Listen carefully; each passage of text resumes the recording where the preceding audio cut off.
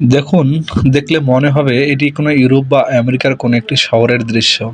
আসলে এটি ইউরোপ বা আমেরিকার কোনো শহরের দৃশ্য নয়, এটি আমাদের বাংলাদেশের রংপুর।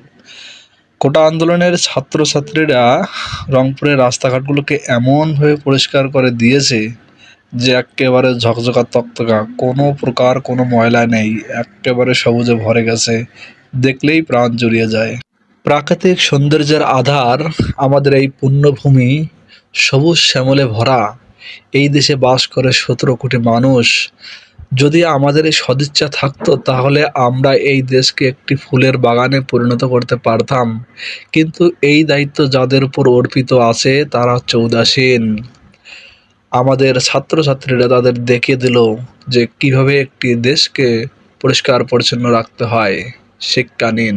আপনারা যারা দায়িত্বে আছেন, শিক্ষা নিন।